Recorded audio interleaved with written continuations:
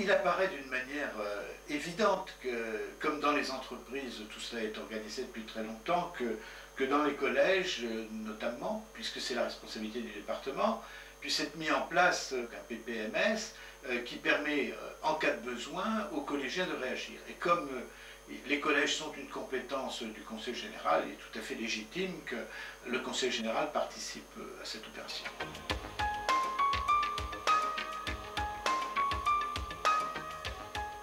La mise en sûreté des élèves dans un établissement scolaire est une obligation pour le chef d'établissement, comme le précise le bureau spécial numéro 3 du 30 mai 2002. Cependant, c'est l'ensemble de la communauté éducative qui doit se mobiliser pour mettre en place ce plan particulier de mise en sûreté. Et cette mobilisation sera d'autant plus effective qu'elle va s'appuyer sur la formation des personnels et sur la réelle mise en place d'une éducation au risque pour les jeunes dans ce même établissement scolaire.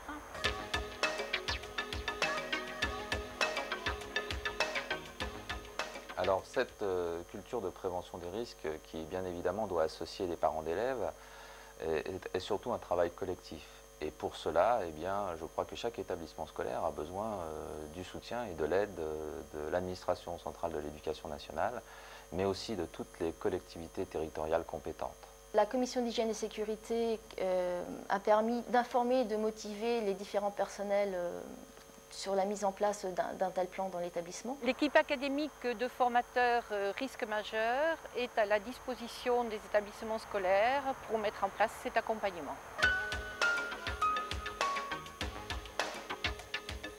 Nous sommes dans un établissement qui est entouré par de nombreuses routes et autoroutes, par des voies ferrées, par aussi des fleuves. Nous avons autour de cet établissement des usines à risque. On essayait de mieux comprendre comment était agencé notre établissement pour mettre les gens en sûreté dans des endroits bien spécifiques. L'intérêt d'un exercice de simulation, c'est de donner les bons réflexes aux gens, que ce soit aussi bien au niveau des élèves que des parents d'élèves, que des professeurs ou que du personnel en général dans l'établissement.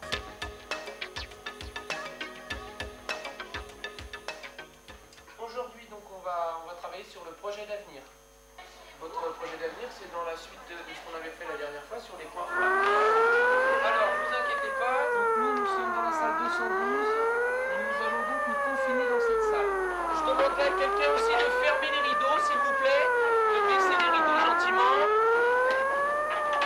Vous savez que, alors là, c'est un confinement qu'il faut faire. Pour savoir ce qui se passe, on va mettre en route la radio. On va aller sur France Inter. Voilà. Tu te mets à côté de la radio si tu veux bien, tu t'assieds tranquillement à côté de la radio. T'écoutes s'il y a des informations concernant un accident dans la région, d'accord? Je vais vous demander de scotcher, de calfeutrer toutes les issues.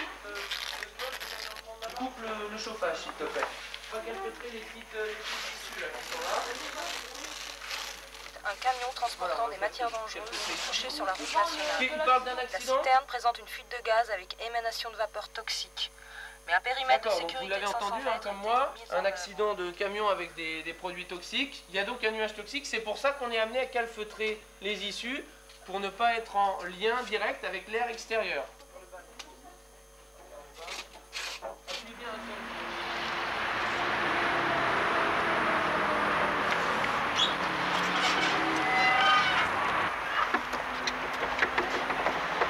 Qu'est-ce qui se passe là?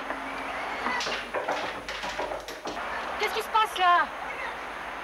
Non, mais je voudrais récupérer mon fils, madame! Nous commençons à informer aussi les parents d'élèves sur la conduite à tenir en cas d'alerte au risque majeur.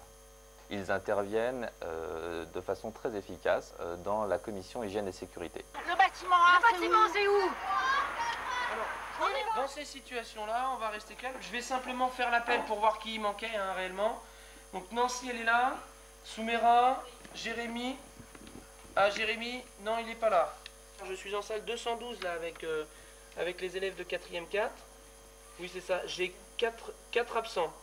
Oui, on a tout confiné. Parfait, bon bah, Merci.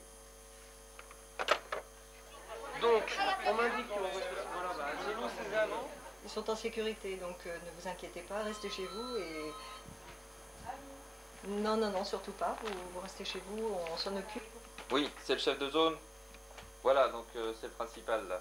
Je voudrais savoir où vous en êtes au niveau des absences des élèves et comment ça se passe au niveau du confinement. Le secrétariat du préfet? Oui, c'est le principal du collège. Tout le monde va bien? Ça va?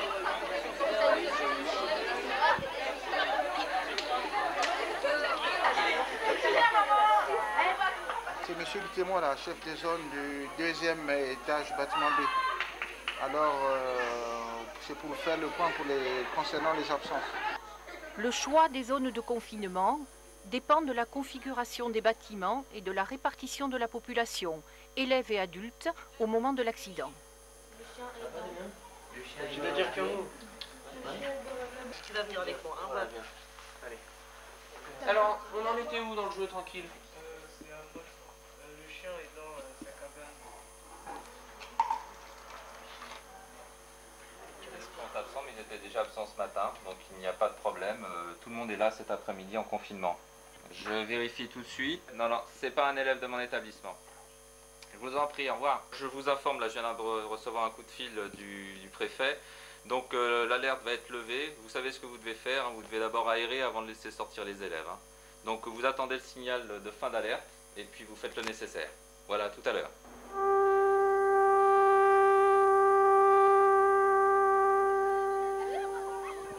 Oui, oui, c'est bien moi.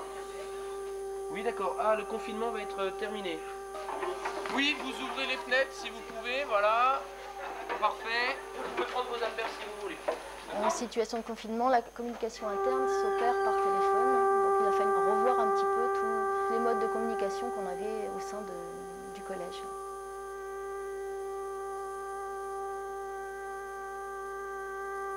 Ce n'est qu'à travers un exercice de ce type que l'on peut améliorer petit à petit la mise en œuvre de ce plan particulier de mise en sûreté. Le but de ce débriefing, c'est de faire un peu le point sur ce que vous avez vécu avant, pendant et après. Qu'est-ce que tu en as pensé?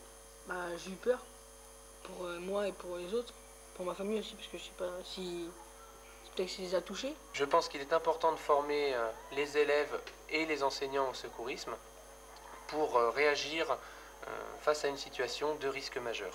On a pensé que c'était une expérience plutôt difficile à vivre. Au-delà des énergies humaines, on n'a pas eu besoin d'énormément de moyens pour mettre en place ce PPMS.